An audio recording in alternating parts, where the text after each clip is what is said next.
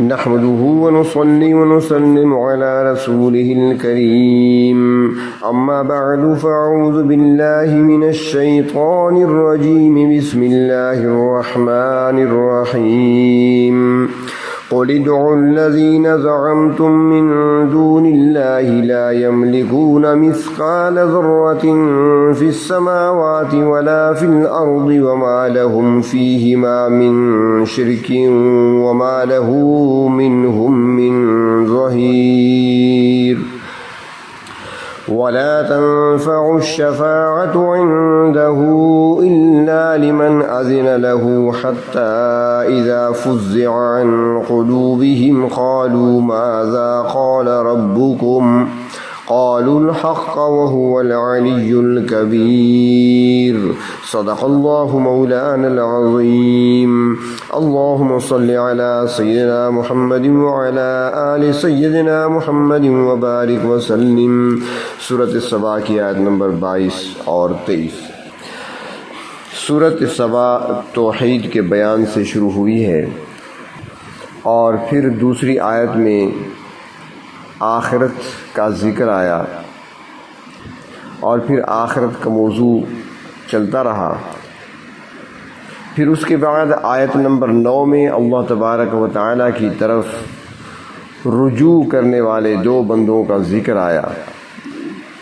اور وہ دو بندے حضرت داؤد علیہ السلام اور حضرت سلیمان علیہ السلام تھے، اور ان کا تذکرہ فرمایا گیا۔ ان دونوں کو بڑی حکومتوں سے نوازا گیا، اور اللہ تبارک و تعالیٰ نے ان کی دو نعمتوں کا تذکرہ فرمایا، اور ان نعمتوں پر وہ اللہ تبارک و تعالیٰ کے شکر گزار رہے۔ پھر ان کے بالمقابل قوم سبا کا ذکر کیا گیا۔ یہ بھی ایک خوشحال قوم تھی، ان پر بھی اللہ تبارک و تعالیٰ نے ان پر کیے گئے انعامات میں سے 2 انعامات کا تذکرہ فرمایا، مگر انہوں نے اللہ رب العزت کے انعامات کی ناشکری کی اور وہ برباد کر دیے گئے اور قصہ پارینہ بن گئے۔ اب یہاں سے پھر شروع کی طرف لوٹ رہے ہیں، شرک کا رد ہو رہا ہے، اور پھر آگے یہ بیان رسالت کے ساتھ متصل ہو جائے گا۔ اللہ تبارک و تعالیٰ کی سب سے بڑی شکر گزاری یہ ہے کہ انسان اللہ تبارک و تعالیٰ کی وحدانیت کو صحیح طریقے سے تسلیم کر لے، اللہ تبارک و تعالیٰ کے حق کو پہچان لے، اور اللہ تبارک و تعالیٰ کے ساتھ کسی کو شریک نہ ٹھہرائے۔ کچھ لوگ اللہ تعالیٰ کی ذات کے ساتھ شریک ٹھہراتے ہیں، اور کچھ صفات میں شریک ٹھہراتے ہیں، کچھ عبادت میں شرک کے مرتکب ہوتے ہیں، اور کچھ اللہ کے سوا دوسروں کی نظر و نیاز پیش کرنے کی صورت میں شرک کرتے ہیں۔ سورۃ انعام میں اللہ تبارک و تعالیٰ نے شرک کی مختلف صورتوں کو بیان فرمایا ہے، اور پھر ان تمام کی تردید بھی فرمائی ہے۔ تو یہاں پر شرک کا رد کرتے ہوئے ارشاد فرمایا، قُلِ ادْعُوا الَّذِينَ زَعَمْتُم مِّن دُونِ اللَّهِ، اے پیغمبر صلی اللہ علیہ وسلم آپ ان سے کہہ دیں کہ پکارو تم ان کو جن کو تم اللہ کے سوا گمان کرتے ہو کہ یہ تمہاری حاجتیں پوری کرتے ہیں، یا تمہاری مشکلات حل کرتے ہیں، یا تم یہ سمجھتے ہو کہ ان کے اندر بھی کوئی ایسی چیز پائی جاتی ہے جس کی بنا پر وہ الہ ہیں، معبود ہیں۔ ذرا ان کو پکار کر تو دیکھو کہ یہ تمہاری کون سی حاجت پوری کر سکتے ہیں، تمہاری کون سی مشکل آسان کر سکتے ہیں، اور تمہاری کون سی ضرورت پوری کر سکتے ہیں۔ یہودی حضرت عزیر علیہ السلام کو اللہ تعالیٰ کا شریک بناتے ہیں، جبکہ عیسائی حضرت عیسیٰ علیہ السلام میں صفات الوہیت کو مانتے ہیں۔ مکہ کے مشرک بتوں کی پوجا کرتے تھے، اور انہی سے اپنی مشکلات حل کرانے کی کوشش کرتے تھے۔ تو جب قرآن کریم نازل ہو رہا تھا تو اس زمانے میں یہ شرک سارا پایا جاتا تھا، تو اللہ تبارک و تعالیٰ نے اس کا رد فرمایا ہے۔ فرمایا جن کو اللہ تبارک و تعالیٰ کا شریک بناتے ہیں اور ٹھہراتے ہیں، لا یملکون مثقال ذرۃ فی السماوات ولا فی الارض، وہ تو آسمان و زمین میں ذرہ بھر کے بھی مالک نہیں ہیں، خالق بھی اللہ تبارک و تعالیٰ خود ہیں، اور پوری کائنات کے مالک بھی وہ خود ہیں، اور اس پوری کائنات میں تصرف بھی وہی کرتے ہیں۔ شرک کرنے والوں میں سے بعض کا عقیدہ یہ ہے کہ ہر چیز کو پیدا تو اللہ تبارک و تعالی نے خود فرمایا ہے، مگر جن کی ہم پوجا کرتے ہیں ان کو بھی اختیار دے رکھے ہیں۔ اب کسی نے دیوی اور دیوتاؤں کے اندر یہ اختیار تسلیم کیا اور کسی نے اسے ستاروں کی طرف منسوب کر دیا،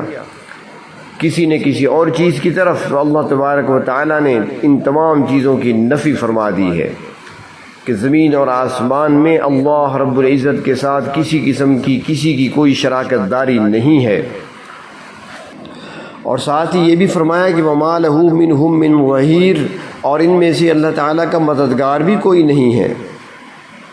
پارٹنرشپ کا جو کاروبار ہوتا ہے اس میں ہر شریک کسی حصے کا مالک ہوتا ہے، اور پھر جو مالک ہوتا ہے تو اس کو بولنے کا بھی حق ہوتا ہے، اور اگر مالک نہ ہو اور کاروبار کے سنبھالنے میں وہ شریک ہو، مددگار ہو، تو اس کا بھی کچھ نہ کچھ حق ہوتا ہے۔ مگر مشرکین کے معبودوں کو تو ان میں سے کوئی چیز حاصل نہیں ہے، نہ وہ کائنات کے کسی ذرہ کے مالک ہیں اور نہ ہی کائنات کے سنبھالنے میں حصہ دار اور نہ ہی مددگار۔ مخلوق میں سے تو ایک دوسرے کے تعاون کی ضرورت ہوتی ہے، جیسے نیکی کے کاموں میں تعاون کی ضرورت پیش آتی ہے، تو اللہ تبارک و تعالیٰ نے سورۃ مائدہ میں فرمایا وَتَعَاوَنُوا عَلَى الْبِرِّ وَالتَّقْوَى، نیکی اور تقوی کے کاموں میں ایک دوسرے کے ساتھ تعاون کرو۔ مگر اللہ تبارک و تعالیٰ قادر مطلق ذات ہیں، اللہ تعالیٰ کو کسی کے تعاون کی، کسی کی مدد کی کوئی ضرورت نہیں ہے۔ فرماتے ہیں کہ جو مشرک لوگ ہوتے ہیں، شرک کرنے والے ہوتے ہیں، وہ اللہ تعالیٰ کی ذات کو دنیا کے بادشاہوں پر قیاس کر کے شرک کے مرتکب ہوتے ہیں۔ وہ کہتے ہیں کہ جس طرح کسی بادشاہ، کسی بڑے آدمی، کسی صدر، کسی امیر وزیر تک رسائی حاصل کرنے کے لیے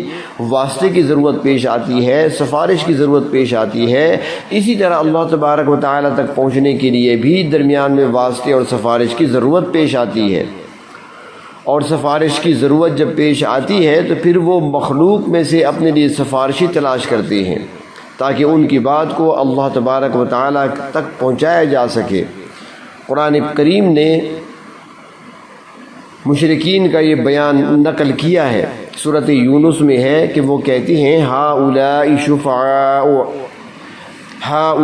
شفعاؤنا عند اللہ، کہ اللہ کے ہاں یہ ہمارے سفارشی ہیں جو سفارش کر کے دنیا میں ہماری بگڑی بنوا دیں گے، اور آخرت میں اگر ہم عذاب کے مستحق ٹھہرے تو یہ ہمیں وہاں پر عذاب سے چھڑا لیں گے۔ اور سورۃ زمر میں ہے کہ اگر مشرکین سے پوچھا جائے کہ تم ان خود ساختہ معبودوں کی عبادت کیوں کرتے ہو، ان کے نام کی نظر و نیاز کیوں مانتے ہو، ان کے آگے تم سجدے میں کیوں پڑے ہوتے ہو، تو وہ جواب دیتے ہیں ما نعبدهم الا ليقربونا الى الله زلفا، کہ ہم ان کی عبادت تو اس لیے کرتے ہیں کہ یہ ہمیں اللہ کے قریب کر دیتے ہیں۔ ہماری دعا رب تعالیٰ کی بارگاہ میں قبول نہیں ہوتی مگر یہ سفارش کر کے اللہ تبارک و تعالیٰ سے منوا لیتے ہیں، حالانکہ اللہ تبارک و تعالیٰ کے ہاں ایسی سفارش کا کوئی تصور نہیں ہے۔ اللہ تبارک و تعالیٰ نے ارشاد فرمایا وَلَا تَنْفَعُ الشَّفَاعَةُ عِنْدَهُ إِلَّا لِمَنْ أَذِنَ لَهُ، اللہ کے ہاں کوئی سفارش مفید نہیں ہو سکتی جب تک وہ خود کسی کو سفارش کرنے کی اجازت نہ دے دیں۔ سفارش کی ایک صورت وہ ہے جو جائز ہے اور وہ ہوگی، جیسا کہ حدیث شریف میں آتا ہے کہ نبی اکرم صلی اللہ علیہ وسلم قیامت والے دن مقام محمود پر فائز ہوں گے، تو وہاں پر شفاعت صغریٰ بھی ہوگی اور شفاعت کبریٰ بھی ہوگی۔ نبی اکرم صلی اللہ علیہ وسلم کی شفاعت کبریٰ تمام بنی نوع انسان کے لیے ہوگی، اور وہ یہ ہوگی کہ اللہ تبارک و تعالیٰ کی بارگاہ میں عرض کریں گے کہ جلد حساب شروع کر دینا چاہیے۔ اور شفاعت صغریٰ وہ اپنی امت کے لیے ہوگی،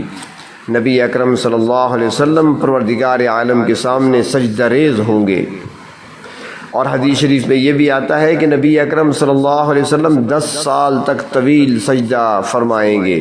اللہ تبارک و تعالیٰ کی حمد و ثنا بیان کریں گے، پھر رب تعالیٰ کی طرف سے حکم ہوگا ارفع رأسک یا محمد، اے محمد صلی اللہ علیہ وسلم اپنا سر اٹھائیے،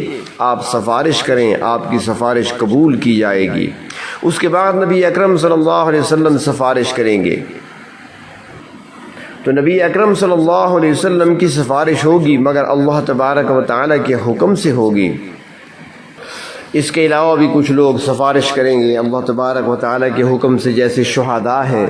حفاظ ہیں قرآن حکیم کے، علماء ہیں، یہ حضرات بھی سفارش کریں گے، باقی انبیاء علیہ السلام بھی سفارش کریں گے، ان کی سفارشیں بھی ہوں گی لیکن اللہ تبارک و تعالیٰ کے اجازت سے اور حکم سے ہوں گی۔ حدیث شریف میں آتا ہے کہ جب اللہ تبارک و تعالیٰ عالم بالا میں کوئی فیصلہ فرماتے ہیں تو فرشتے اپنے پر بچھا دیتے ہیں، ان پر غشی سی طاری ہو جاتی ہے اور ان کی آواز فرمایا کہ اس طرح نکلتی ہے جیسے کسی چٹان پر زنجیر کو رکھ کر کھینچا جائے، گویا وہ اللہ کے خوف سے اس قدر خوف زدہ ہوتے ہیں۔ تو اس لیے یہاں پر اللہ تبارک و تعالیٰ نے فرمایا حتیٰ اذا فزع عن قلوبہم، یہاں تک کہ جب ان کے دلوں سے کسی حد تک گھبراہٹ دور ہو جاتی ہے تو نچلے طبقے والے فرشتے اوپر والوں سے مخاطب ہو کر کہتے ہیں قالوا ماذا قال ربکم، اور کہتے ہیں کہ تمہارے پروردگار نے کیا فرمایا ہے۔ پھر اوپر کے طبقے والے فرشتے بتاتے ہیں قالوا الحق، کہ اللہ تعالیٰ نے حق بات فرمائی ہے، وَهُوَ الْعَلِيُّ الْكَبِيرُ، اور وہ ذات بہت بلند اور بڑی عظمت اور بڑی بڑائی والی ہے۔ تو بتایا جا رہا ہے کہ فرشتے تو خود اس قدر بے بس اور اللہ کے خوف سے بے خود ہونے والے ہیں، وہ کسی اور کی سفارش کیا کریں گے اور کیسے کریں گے۔ اللہ تبارک و تعالیٰ قیامت کے دن فرشتوں سے پوچھیں گے کہ کیا تم نے لوگوں کو کہا تھا کہ ہمیں اللہ کا شریک بنا لینا؟ تو فرشتے صاف کہہ دیں گے کہ اے ہمارے پروردگار، ہم تو خود آپ کے سوا کسی کو معبود نہیں سمجھتے، ہم تو آپ کو ہی معبود اور الہ سمجھتے رہے، سبحانک، آپ کی ذات پاک ہے، ہم کیسے کہہ سکتے تھے کہ ہمیں اللہ تعالیٰ کی کسی صفت میں یا اس کی عبادت میں شریک بنا لو۔ تو یہاں پر دو باتیں ارشاد فرما دی ہیں شرک کی تردید میں، ایک یہ کہ اللہ تبارک و تعالیٰ کے ہاں جبری سفارش کا کوئی تصور نہیں ہے، سفارش ہوگی تو اللہ کے حکم اور اجازت سے ہوگی، اور دوسری بات یہ بتا دی گئی کہ تدبیر اور تصرف میں اللہ تبارک و تعالیٰ کا کوئی شریک نہیں ہے۔ اللہ تبارک و تعالیٰ ہر قسم کے شرک سے ہماری حفاظت فرمائے۔ وآخر دعوانا ان الحمد للہ رب العالمین۔